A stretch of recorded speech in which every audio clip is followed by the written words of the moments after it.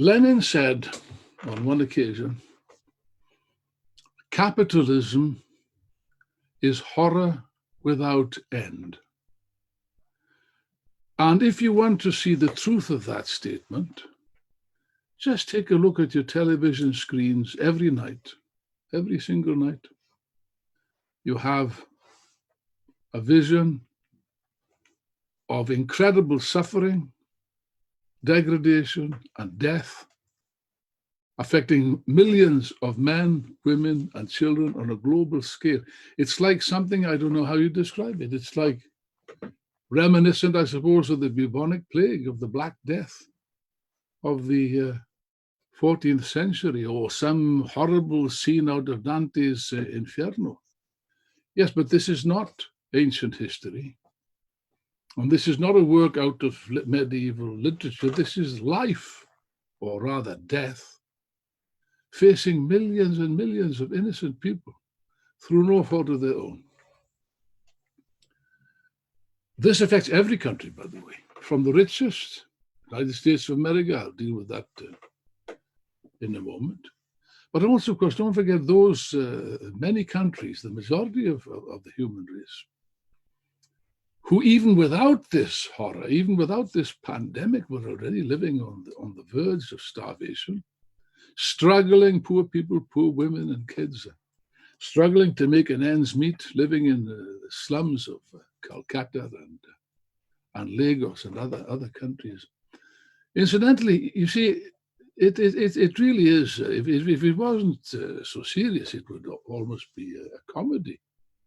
How on earth can you preach to these millions of desperately poor human beings to stand in line to maintain, social distances? I don't know what the hell they call it. They've got this new language which they invent every 2 minutes to cover any new development. The social distancing, self-isolation, wash your hands. Wash your hands. Yeah. In a crowded slum in Calcutta where dozens and dozens of people live together in insanitary and terrible conditions of poverty. It's a cruel joke. And to lock these people up, furthermore, which Modi has done, that ghastly reactionary Modi, Boris Johnson's friend, and President Trump's pal, has locked billions of people, in effect, in their homes. How on earth these people are expected to survive, God only knows. And there's even been pictures on the television, which are horrific pictures, of these poor, desperate, homeless people. They don't have a home to go to. They say to people even in London and New York, there are many people that do not have a home, and they're told to go home. Oh, what are you going to say to those millions of people on the streets of India that have no home? I've seen them with my own eyes. It's just astonishing. It's a terrible state of affairs. They have nowhere to go, these people, particularly the migrant workers from other parts of the country, who are now being driven out. And when I say driven out, like cattle, beaten, horribly beaten up by the brutal Modi's brutal police force. There was a horrific picture the other day of desperate poor women and children and people being sprayed with high pressure hose pipes, disinfectant, and God knows what kind of toxic poisons were in that ghastly mixture, but they were being sprayed, mercilessly sprayed. I think it even caused a scandal. Those images even caused a scandal in India, where people are used to such barbarity. And what has it achieved? These countless hundreds of thousands, perhaps millions of people, migrant workers, driven out of the big cities.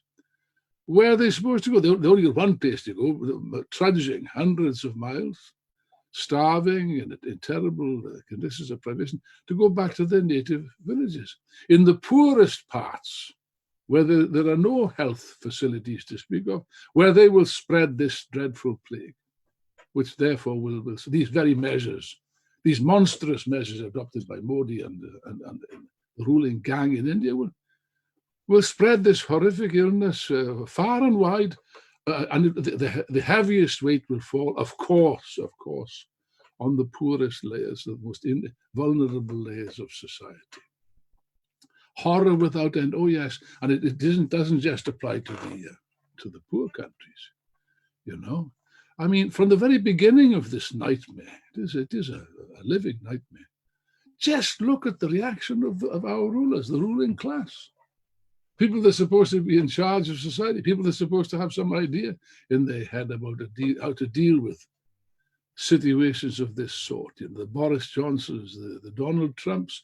Oh yes, Donald J. Trump. Yes, it was only a mild form of flu, I think he said. You know, something of no consequence. Carry on working. Above all that, isn't it? Above all that.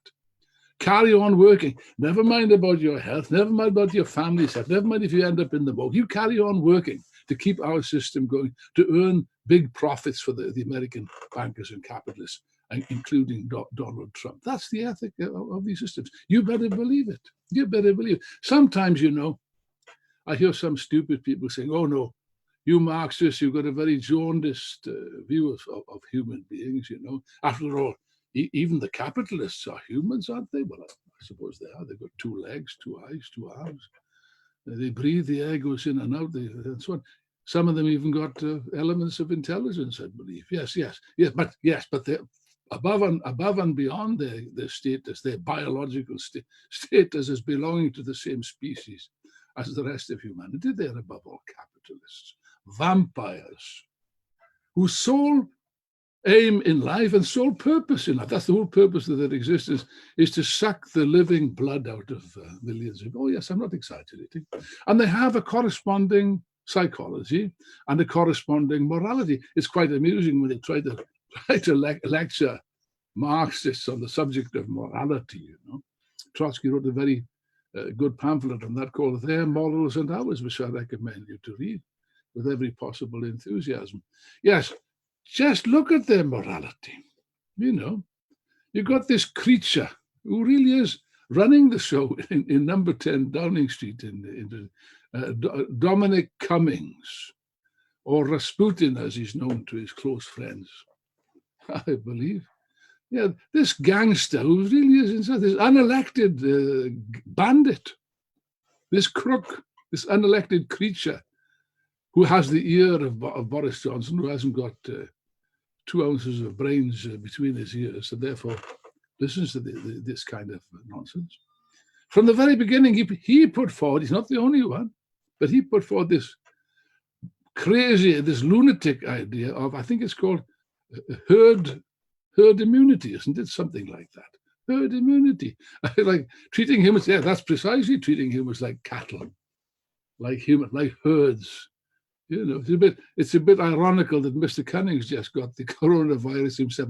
All I can think of was that he belonged to the wrong herd or something. I don't know. But anyway, this was the idea, the so-called theory. And by the way, it's been established. I note the other day, I saw it somewhere, that Cummings himself is a believer in eugenics. You know what that is? That ghastly racist theory, as a matter of fact, which is the basis of the Nazi ideology. Yes, oh yes, social Darwinism and all this. Yes, he's a firm believer in eugenics. This character, who is the kind of person that's reflecting the ideology of the ruling class. Now, this is not an accident, by the way. There's nothing new about this. Don't get me wrong. Mr. Cummings is not an isolated specimen in this respect. Far from it. It goes back a long way. Oh yes. If like myself, you were admirers of English literature in general, and Charles Dickens' marvelous novels in particular. If you want to know about Victorian England, you read The Conditions of the English Class by Engels, but read above all the novels of Charles Dickens. Marvelous, the real description of the horrible reality faced by the people. And there's perhaps his most famous work. You must all know this. Everybody knows this. Famous work called A Christmas Carol. You know, they always put it on TV every Christmas time.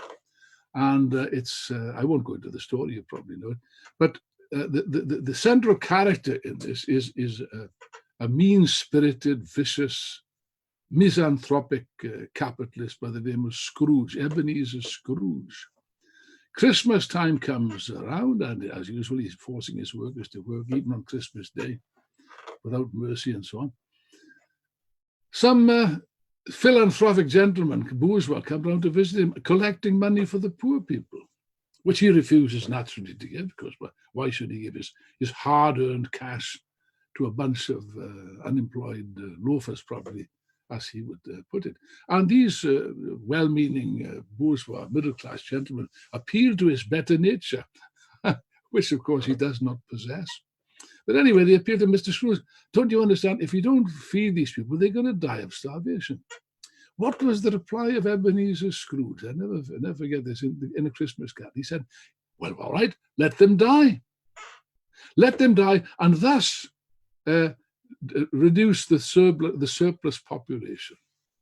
Reduce the surplus population. That's a scientific theory, by the way, by a chap by the name of Malthus, this horrible, reactionary, vicious gangster, the Parson Malthus, Marx described it as, whose ideas are still in circulation to this day and accurately reflect the real morality and mentality of the bourgeoisie. You don't believe me? Well, I can easily prove it if you just bear with me for 1 second, if I can find what I am looking for, which I probably can't. That's the wrong thing. Just a minute. You have to be patient. I'm always my desk is always in a mess. Anyway, there was one. Here we are. A journalist from the Telegraph. That's Boris Johnson's old paper, I believe. A chap by the name of, excuse me, my eyesight is not very good, Jeremy Warner, a journalist from the Telegraph, who tweeted a few weeks ago, and he said the following. Get a load of this. Listen carefully to what he writes. Not to put too fine a point on it, from an entirely disinterested, of course, bound to be disinterested, isn't it? An entirely disinterested economic perspective, the COVID-19, let me see what I'm reading here, COVID-19 might even prove mildly beneficial in the long term. Is it the long term? Mildly beneficial in the long term, yes. But how? By disproportionately culling, that's the word they use for rodents and badgers with tuberculosis and stuff like that, by disproportionately culling elderly dependents. Now, there you have it. By a respectable bourgeois journalist, and he's not the only one. There's similar remarks, I believe, I am told, have been made even by doctors. I don't know what happened to the hypocritical oath in those cases, from Germany and Holland, saying the same thing. Oh, it's a good thing for old people to die. They must die, because that will relieve the burden of pensions on society.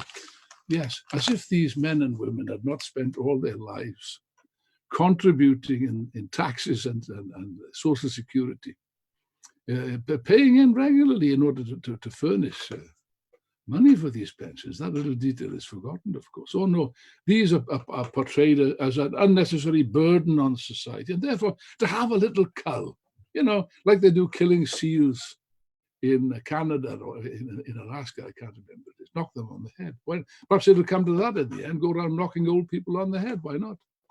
It's a lot quicker, a lot more efficacious. But here, listen, this is not a joke.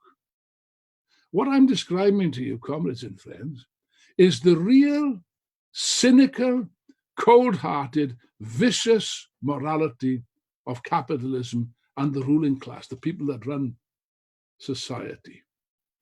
The other day, Andrew Cuomo, I think his name is, the mayor of New York, he actually said, it's quoted in this week's Economist, if I've got it handy, it's just somewhere. Oh, by the way, what an interesting front page. You see that? See what it says? A grim calculus. A grim calculus. What's the grim calculus? Let's read the first sentence if I can. I'll have to have a bit of assistance here because my eyesight is not too clever. It says the following. This is how it starts.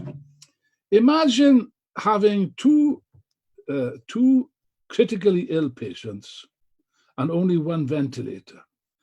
That is the choice faced by many. Well, that is the choice. That's not a literally a turn of phrase or something like that. It's a fact. That is the reality. the national health in Britain is desperately short of ventilators, as is every other health service in the world. Yeah, desperately so. So already we'll have a position, we are already having a position, which is described here, not where there's 2 desperately ill patients, but probably 102 desperately ill patients, and only 1 ventilator, or better still, no ventilators. And that's a fact. That's a fact. And governments all over the world are criminally responsible. They will be criminally responsible for the death. The deaths which will occur. Cuomo said, by the way, that was the phrase. Did I quote that already? Yes, he said that we're not going to put a dollar figure on a human life. That's what he said. Well, a very laudable sentiment, but unfortunately, Mr. Cuomo doesn't tally with the facts. Not far from it. You think that one human life is the same as another human life under the system? Don't make me laugh. Of course not. Of course it isn't. And those at the end of the queue, the poorest and most vulnerable sections, the old people and so on, they will die. The decisions will be made. Oh, yes, hard decisions must be taken, they say. They constantly repeat this. Hard decisions. Now, why should we make hard decisions? Why do we say we? It's not us, of course. It's the unfortunate doctors and nurses, doctors in particular, who are already struggling under appalling difficulties because of the extreme lack of resources, because of the way that the health service has been run down deliberately and robbed and cheated and robbed of its resources for the last decade, at least a last decade. No, these poor doctors are the people that don't even have protective clothing. I can't understand this. I mean, I might be a little bit dim in my old age. I don't know, but I don't get it. Do you? I don't get this. It's been at least 1 month, more than a month since this pandemic emerged. They were well aware of this. And even before, by the way, there have been other epidemics in the past, in the recent past. Why is there a shortage of ventilators? Everywhere, except maybe China, South Korea. Apparently, is also doing quite well. A couple of other countries, but in America, the richest country on earth, in Britain, which is also not a poor country, why is there a shortage of ventilators? Not just ventilators, good God, even elementary things like a pair of gloves, a pair of surgical gloves, or a mask, for goodness sake. How much money does it take to produce a face mask, for God's sake? And how much time does one expend producing something like that? It's a joke. And yet, 1 month later, there's a general cry going up from the doctors and nurses all over the world. In advanced countries, let's not talk about Africa and Asia. That's just too horrible to think about. There, the poor devils have nothing. But in advanced countries like Britain and France and Spain and Italy, and above all, the United States, the cry is going up. We don't have protective. I'm talking about the frontline staff now, the doctors and nurses. We don't have elementary protection. The World Health Organization issues clear guidance. You're not supposed to go near a COVID-19 sufferer unless you're protected with a surgical gown which covers your whole body. And yet you see the pictures. If they're lucky, they'll go in with aprons with their bare arms, where germs can accumulate, of course. They've got a bit of a face mask if they're lucky. Their eyes, yes, their eyes are exposed. This virus is very aggressive, and it can penetrate any part of our anatomy, and therefore this is criminal. Now, they're cunningly trying to take advantage of this crisis. They always do, don't they? They always do. The Brits are particularly expert at that, you know. Oh yeah, it's like a war. Trump now is taking up the same Trump that not long ago, a few weeks ago, was saying, "Oh no, it's just like a mild flu. It's okay, no problem. Carry on going to work, please, and it'll all be over by Easter." He said, "Yes, like he didn't say what year, Easter of what year. Now he's changed his tune. He's got to, but there you are." Yeah, but I mean, these guys. They now say, "Oh no, it's a national emergency. It's like a war." You heard that one? Yes, it's like a war. We're fighting an invisible enemy. There's nothing worse than an invisible enemy, is there? I mean, that's really some enemy to fight against. Oh, yes. And therefore, what, my friends? Oh, well, you know what? You know what the next line is. Therefore, we must all pull together.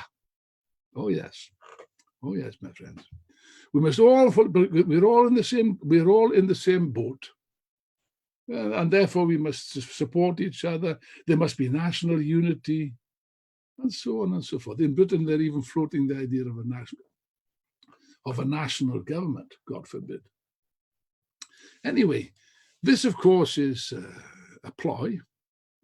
It's a disgraceful thing because, to look no further, where in God's name is this protective clothing after 1 month, for Christ's sake, when they've said and they're lying through their teeth? They lie.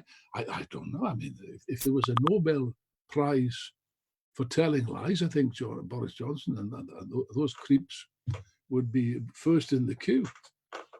They just lie. They brazenly lie through their teeth every night. It makes me sick to look at the television. They got constant so-called news conferences. Yeah. And what do they say? Oh, no, there's no shortage of protective clothing. We've got stacks of it. We've got millions of masks, and millions of this, and millions of the other. And they show pictures of warehouses. I don't know where the warehouses are. Perhaps they're in Shanghai or someplace. I don't know. Certainly not in this country. Stacks, and we are delivering this stuff. When they're asked, when will the stuff arrive, which journalists do ask, they say, oh, ASAP, as soon as possible, which is enough to say, bugger off. Don't ask stupid questions. Because, and the stuff is not arriving in anything like the quantities which are required urgently to save lives. That's the bottom line here. This is a question, my friends, not even of economic exploitation or this, that, or the other. It's a question of life and death, and many people have died. Spain is over 10,000 now, I think is the latest figure I saw. Italy is way up there, more than that. 15, I can't remember. In America, Mr. Trump, the same guy that was saying, oh, it's only like the flu. It's all right, it'll be over once the sun comes out, he says. Because this virus can't put up with the sun, you see, according to him. The same Trump is now saying, well, I mean, there may be, with luck, if we're lucky, we'll have 100,000 deaths. Oh, yeah, 100,000 is not too bad a figure, he said on television. Oh, yes, and of course, it may be more than that. It may be 250,000. Nobody knows, of course, least of all Donald Trump. So this is the horrendous, about New York now, by the way. America now has got more deaths than China from this disease, 55% more, the last figure that I saw, and it's rising. New York is one of the worst epicenters in the world, the richest city on earth, and it's in this nightmare situation. Now, if this is not a signal failure of government and the system that it's based upon, I don't know what it is. I don't know what it is. And you know, there's no question of all being in it together. That is a lie. We're not all in it together. How does it come about that Donald Trump can get tested? And other rich people in the States can get tested, and ordinary doctors can't get tested in the States. How is that possible? How is it possible for Bonnie Prince Charlie to get? He's got it as well, by the way. I don't know how he managed that. Anyway, you'll be really relieved to hear that he's on the mend, so that's okay. We can all relax. Yeah, he was tested quick enough. Boris Johnson was tested quick enough. Matt Hancock, the health minister, was also got it. He was tested quick enough. Yeah, but there's time enough to fix them. The rich, the powerful, the influential, yeah, they're okay. Not many of them is going to die, you can bet your bottom dollar. You won't find many of them in the morgue, which they're opening up a huge so-called hospital. It's more likely to be a morgue near where I live in the south, in the Millennium Center. No, this is serious. You know what? It isn't a question of all together. It never is. It isn't in a normal war.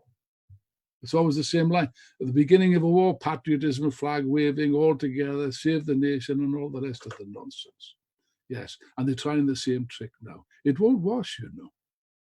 It will not wash. Temporarily, it will. Temporarily, it might have an effect because people are stunned and people are desperate to see any kind of action that is being undertaken or promised. Plenty of promises here, not much action, but lots of promises. All lies, by the way. But in any case, the bottom line is this, my friends. The bottom line is that this is a class question. Oh, yes. This glaringly exposes the abysm, the chasm, the unbridgeable chasm that has opened up in society everywhere between the super rich and the rest of us, the poor, the vulnerable, the underprivileged, the unemployed, the old people, and so on. It's an unbridgeable gap. And all this crisis has done, this COVID-19 business, is to act as a kind of tipping point. It exposes, it emphasizes things that were already known. Now, from a Marxist point of view, I have to say that, of course, we don't welcome this, of course. Who could welcome anything like this? But I have to say this to you. It is stated, it is alleged frequently, that the economic crisis, which is another serious factor in the situation, is caused by COVID-19. Well, not so. That's absolutely and completely untrue. Not so, not so. You know, we wrote a document in the INT called World Perspectives, written last September, long before this was ever heard of, in which we pointed out with facts and figures that the so-called boom, the so-called economic recovery, was in any case running out of steam. It was very fragile, and it could, we said, it could easily turn into a deep recession. We said it would be deeper than 2008, and it will be. And we said that it could be caused by any accident. An accident, in philosophical terms, is an event which might or might not have happened. For example, in a stock exchange crisis, or a war in the Middle East, or even an unfortunate tweet, a particularly idiotic tweet by the President of the United States. Any of these things could have been the detonator to spark off a deep recession. Well, it was none of those things. It was a COVID-19 that served this purpose. But it has served this purpose, yes. And what an effect. It's a terrific collapse. It's an astronomical collapse, you know. I mean, I just saw the recent figures for the United States. 6.6 million workers in the United States are now claiming unemployment benefit. Add that to 3.3, I think it was 3.3 million last week, brings us up to 10 million in the space of a week, a few days. These are unprecedented figures, but they've never been seen before. And the unemployment everywhere is going to skyrocket. What's the reaction of the bourgeois? What solution have they got to this? Well, we already pointed out in advance. You see, if you ask me, are there no instruments which the bourgeois can use to avoid a slump or a recession, or at least to palliate its consequences? I answer yes, of course. There are such things. They're well known. The main two instruments is to lower the rate of interest. The second one is to increase state expenditure. Keynesianism, you see. Now, the first option is really out of the question because the interest rates, as you probably know, are close to zero if they're not zero already, and therefore you can't use that. That instrument has been used up already over the last 10 years to try to kickstart the economy, if you like. But you see, the second business of increasing state expenditure, that's also highly problematical, although they're doing it. Oh, yes, they're doing it. It's quite astonishing what they're doing. Yes, but you see, it doesn't, from a capitalist point, from the standpoint of responsible capitalist economics, it doesn't make sense. This is voodoo economics, my friends. You see, there were already huge debts left over from the previous crisis, 2008, when they bailed out the banks, as you remember. They had very, very tender feelings for the banks and capitalists. They bailed them out. And the public then was faced with the bill. That explains 10 years of austerity. Now work it out. Just look at the States, work it out. Figures are clear enough. It only took them a couple of weeks. Last time in 2008, I think it took them several months to work out an action plan. This time it took them a couple of weeks because they were panicking. And they are panicking. Oh, yes. And they've shoveled into the economy over $2 trillion. these are eye-watering figures, my friends. Last time, 2008, I think it was 1 trillion. That was quite enough. Huge amounts.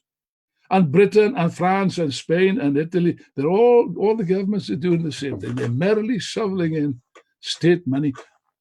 To what? To what? Not to help the working class. That's a lie. That's how they tried to present it. No. There's a huge, massive, eye-watering subsidy to big business to maintain the profits of big business, to pay the wage bills of the capitalists. By the way, the capitalists, in many instances, have got plenty of loot with which to sort this out themselves. But no, once again, the state is intervening to bail out the capitalist system yet again. Now, this is strange, isn't it? I ask you to meditate just for one moment on the logic of this. For years and decades, for at least 30 years, we were fed constantly on a constant stream of propaganda to the following effect. With the collapse of the Soviet Union, it shows that state ownership does not work, that socialism does not work, that central planning does not work. Long live the market and free enterprise. Am I right or am I right? I think I'm right. Okay. And the state, no, they said, all these economic professors with lots of letters after their name, they said, the only role of the state is to stay out of the economy. Check it. Read the textbooks. Check it. That's what they said. The state must play no role in the economy. Okay. So what about the situation now? Like in 2008, the capitalist economy is in the point of collapse. It's on its knees. And who saves it? The state. The same state that was not supposed to play any role whatsoever. That's socialism, isn't it? But not really, but nevertheless. Okay. And central planning and central direction, well, they've got all of those things now. So where does this leave the free market economy? You tell me. It leaves it nowhere, my friends. The free market economy is bankrupt, finished, corrupt, inefficient, totally incapable of handling anything, particularly a crisis of this character. And therefore, yes, the whole responsibility for solving this mess falls to the state. The state is giving trillions, huge amounts of money. Now, this is Keynesianism, and even many reformist politicians in the Labour Party as well, even some lefts who ought to know better, but there you are, they don't. They argue that Keynesianism is the answer. You know, we can have capitalism, but it must be nice capitalism, you know. A sort of state capitalism, I suppose. Capitalism with a friendly face, yeah.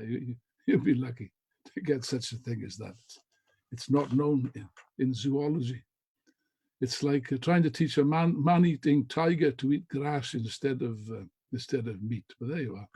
You try it, you won't succeed. You'll end up inside the tiger's belly, that's all. Now, think. You see, there's a certain logic to all this. If you say A, you've got to say A, B, C, and D, okay? Let's say the crisis is over. Eventually, of course, this COVID-19 business, I don't doubt, eventually if they find a vaccine, it'll be over, what, in 18 months? I don't know, but wouldn't like to hazard a guess. It will be over eventually. And we'll return to normal, will we? I don't think so. I don't think so. You think that, you've got another thing coming. Look, all the governments in the world are going to be burdened with colossal and unprecedented debts, loaded down with this terrific burden. Question, my friends, question to you. This for a quiz pub, let's try it out. Very simple question. Who pays? Who pays for all this colossal amounts of money that have been borrowed, by the way? They've been borrowed. But debts are going to be paid, you know. You borrow money, you've got to pay it back. That's the disadvantage of it, okay? Now, I'll give you 3 guesses. I'll tell you who's not going to pay. The capitalists are not going to pay. The bankers are not going to pay. The rich are not going to pay. Prince Charles is not going to pay. Boris Johnson's not going to pay. Donald Trump is certainly not going to pay. No, It will be the millions of ordinary people, workers, old age pensioners, unemployed, men, women, students, everybody. You'll pay for this. And by God, it will be a painful experience. You think you had austerity before in the last 10 years? You ain't seen nothing yet. Yes, but I just add this as a rider. You see, if anyone imagines in their right mind that the British and the American and the French and the Japanese workers are going to accept terrible cuts and attacks on their living standards with their arms folded, I think they got another thing coming. Oh no. What you have here, my friends, what I'm describing to you, is a finished recipe for an explosion of the class struggle everywhere. Well, I make that prediction here and now. Oh yes.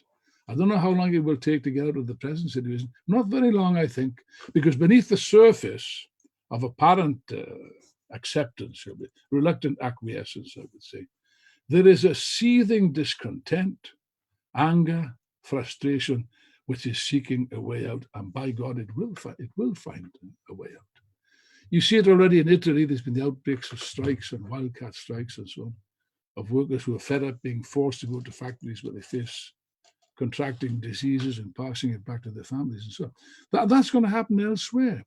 You see, now last night, for instance, 8 o'clock last night, there was a kind of demonstration called by somebody, I don't know who, but of people coming out, we're supposed to be self-isolating and so on, coming out onto the streets and banging pots and pans and clapping in support of who?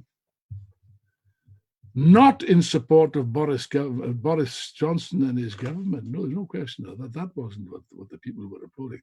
The people, good, healthy, working class people with good intentions and so on, humane people, who have every sympathy with their brothers and sisters working in the hospitals. There was applause for them. It was class solidarity.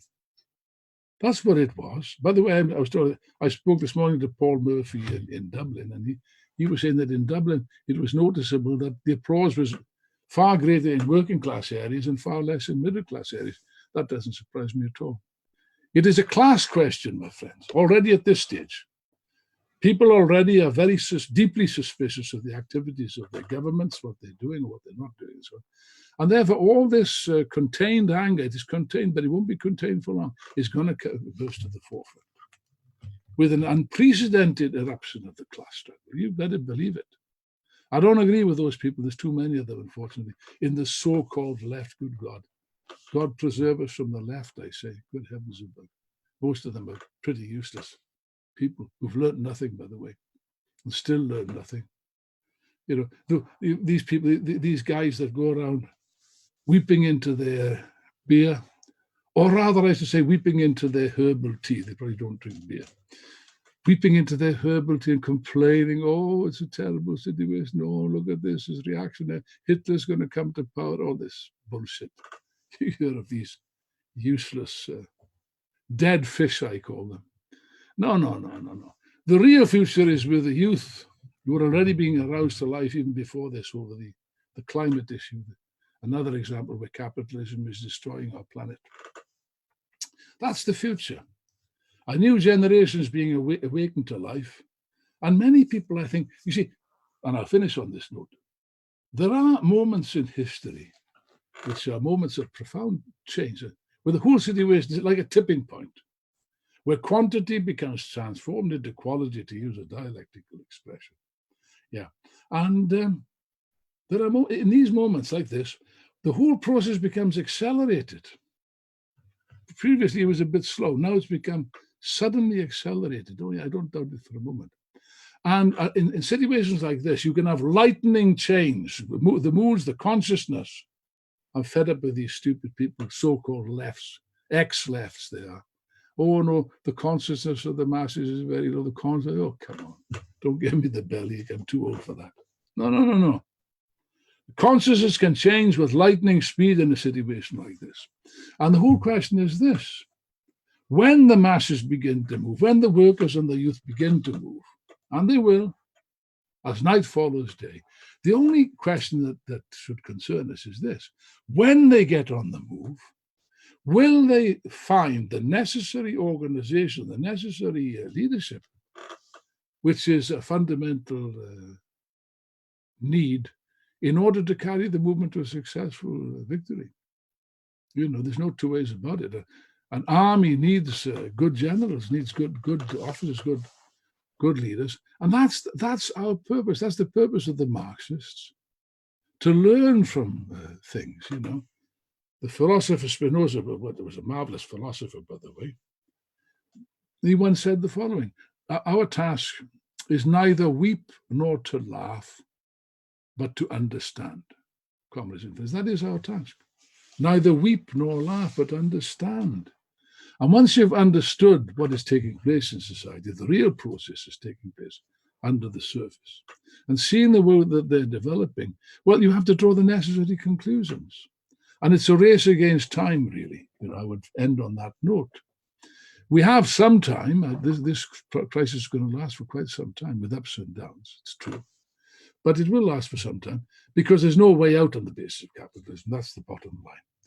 Yeah, but we have some time, but we don't have all the time in the world. And therefore, I appeal to you. I'm appealing to you, brothers and sisters, comrades and friends of the IMT and the periphery and the people that are looking towards our organization. Please help us. Help the Marxists to build the necessary instrument, which is needed, the necessary catalyst, if you like, which is needed to bring this nascent process to fruition. And it depends on you, really.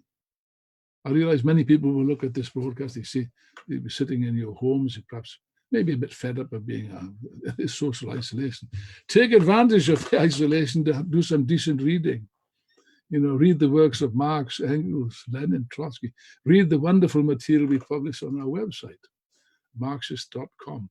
And hopefully you'll make up your mind not to be just a passive observer of history, passive observer of this, but an active participant in history, an active agent of history, an active participant in the events, as an active and militant revolutionary member of the international Marxist tendency.